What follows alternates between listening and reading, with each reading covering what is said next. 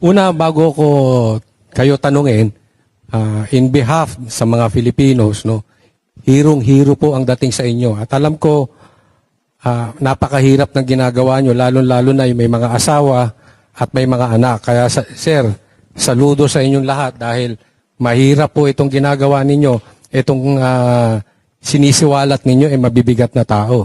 No? Pero ito ang aking tanong, may mga dokumento o ebidensya ba kayong ipinakita o ipinasa sa NBI kanina?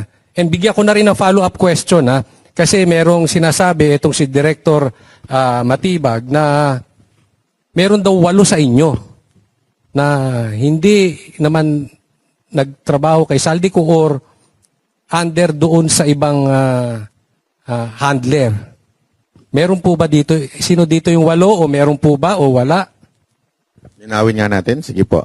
Sir, wala, yung sinasabi po ni NBI Director na yung 8 po na hindi po nagtrabaho kay Boss Saldi, hindi po yung totoo, sir.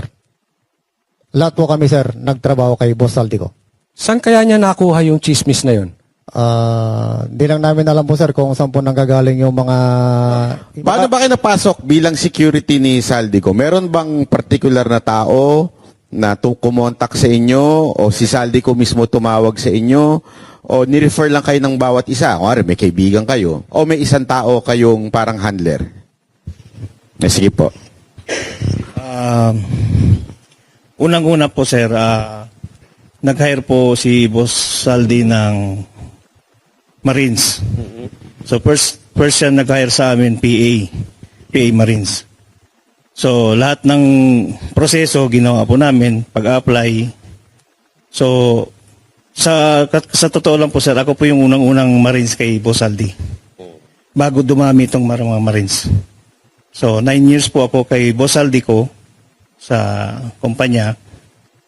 So sabi niya sa akin, yung namatay si former Congressman Matucabe, sabi niya sa akin, Sam, I need 7 Marines right now.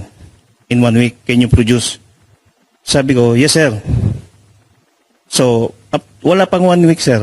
Nakaproduce po ako ng 7 Marines. So yung ganun po yung nangyari. Tapos tuloy-tuloy na po yung pag-hire namin. At saka, bawat isa sa amin, sir, magkakakilala kami. May mga classmate kami dito sa training, sa Marines. So, yun pong hina-hire namin po sila para, siyempre, ayaw kasi ni boss na hindi kilala ni boss. So, automatic, na-hire po sila. Dumadaan po naman sa proseso. Okay. Yun lang po, sir. May ano ba kayo, sir? Meron kayong idea bakit Marines ang kinukuha kadalasan? Ang kuan kasi, sir, ang story po kasi niyan, yung ano po, sir, mga tool po, Marines po kasi yung mga security niya. So nag-usap po sila, sabi po, Boss Saldi, ano ba yung mga security mo? Ganito. Sabi niya, kuha ka ng Marines. Hindi ka iiwan yan hanggang kamatayan.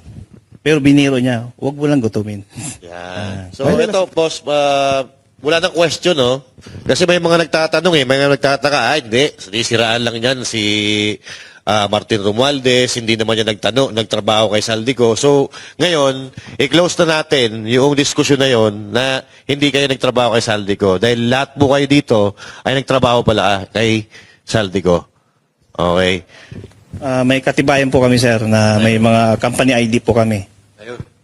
Maganda May yan. mga picture ba kayo, sir, with Saldico? Meron po, sir, meron. Talaga.